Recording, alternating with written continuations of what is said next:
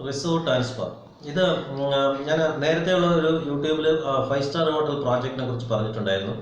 അതിൽ ഞാൻ പറഞ്ഞിട്ടുള്ളത് 120 കോടി രൂപയും 3.5 ഏക്കർ സ്ഥലവും വേണം എന്നുള്ളതാണ്. പക്ഷേ ഞാനിപ്പം അത് അത്രമാത്രം ചിലപ്പം വലിയൊരു വെഞ്ചർ, ഒരു ബേർഡൻ എടുക്കാനായിട്ട് തയ്യാറല്ലാത്ത ആളുകൾ ചിലപ്പോൾ റിസോർട്ട്, ചെറിയ രീതിയിൽ റിസോർട്ടും സ്പായും വെൽനസ് സെൻ്ററും ആയുർവേദ മാസേജ് സെൻ്ററും ഒക്കെ തുടങ്ങാൻ താല്പര്യം കാണും. അങ്ങനെ ആയുർവേദ മാസേജ് സെൻ്ററും വെൽനസ് സെൻ്ററൊക്കെ തുടങ്ങുകയാണെന്നുണ്ടെങ്കിൽ നമ്മൾ അത് ചില ടെക്നിക്സ് ഉണ്ട്. അതായത് ഇത് എങ്ങനെ how to bring this spa resort business into a successful venture, അതിനൊരു ടെക്നിക്സ് ഉണ്ട്.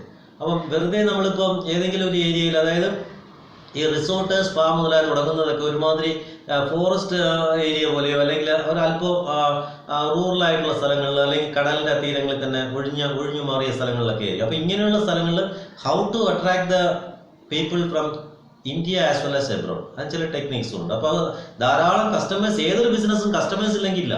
അപ്പോൾ ധാരാളം നമ്മുടെ കസ്റ്റമേഴ്സ് എന്ന് പറയുന്നത് നമ്മുടെ ഗസ്റ്റ് ആണ്. അപ്പോൾ അവരെ എങ്ങനെ how to attract these customers from foreign country and what are the facilities has to be given to them, ഇതൊക്കെ അറിയണമെന്ന് ആഗ്രഹമുള്ളത്, ഇതുപോലെ തുടങ്ങണമെന്ന് ആഗ്രഹമുള്ളത്. ഞാൻ റിസോർട്ടും സ്പായുടെയും കൺസൾട്ടൻ്റ് ആണ്.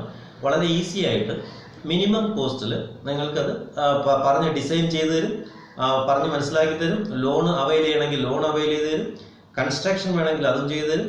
10T പ്രോജക്റ്റ് ആയിട്ട് ചാവി നിങ്ങളുടെ കയ്യിൽ തരുന്ന വിധത്തിലുള്ള എല്ലാം റിസോർട്ട് സ്പായിലും ഉണ്ട്. അത് ഇന്ത്യയിൽ എവിടെ വേണമെങ്കിൽ. ഇപ്പോൾ ഏറ്റവും കൂടുതൽ സാധ്യതയുള്ളത് തിരുവനന്തപുരത്ത് റിസോർട്ട് സ്പായ്ക്കും വളരെ അധികം. പിന്നെ വയനാടുണ്ട്, വയനാട് റിസോർട്ട് സ്പായ്ക്കും ഒക്കെ. കാരണം എൻ്റെ ഒരു തുടങ്ങാൻ പോകുന്ന ആൾക്ക് വയനാട്ടിൽ ഇതെങ്ങനെ സക്സസ്ഫുൾ ആകുമെന്ന് വിചാരിക്കും. പക്ഷെ ഞാൻ തുടങ്ങുകയാണെങ്കിൽ സക്സസ്ഫുൾ ആകും. കാരണം എന്ന് പറഞ്ഞാൽ ഞാൻ ഇവിടുത്തെ ക്ലയൻസിനെ അല്ല, എല്ലാം ഡോളർ വന്ന് സർവീസ് സ്വീകരിക്കുന്നവരാണ് ഇത്. പിന്നെ ഗോവയിൽ ഇതിന് നല്ല സാധ്യതയാണ്. കാരണം ഗോവ എന്ന് പറഞ്ഞു കഴിഞ്ഞാൽ ഇന്ത്യയുടെ അവിടെ ഇവിടെ ആയിട്ട് വരുമ്പോൾ ഗോവ ഒരു ഇന്റർനാഷണൽ ഫേമസ് പ്ലേസ് ആണ്. ഗോവ എന്ന് ചോദിച്ചാൽ ഗോവ എവിടെയെന്ന് പറയേണ്ട കാര്യമില്ല.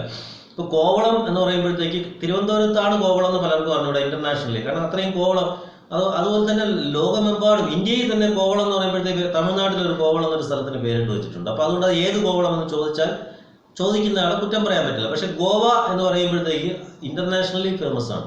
അപ്പോൾ അതുപോലെ ഗോവയിലൊക്കെ തുടങ്ങുകയാണെങ്കിൽ വൻ സക്സസ് ആക്കാൻ പറ്റും. ആവശ്യക്കാർ ബന്ധപ്പെട്ടാൽ അതിൻ്റെ എല്ലാ പ്രൊസീജിയർ ഫോർമാലിറ്റീസ് എല്ലാം പറഞ്ഞ് എക്സിക്യൂഷൻ വരെയുള്ള എല്ലാം 10T പ്രോജക്റ്റ് ചെയ്തു തരാം. Thank you.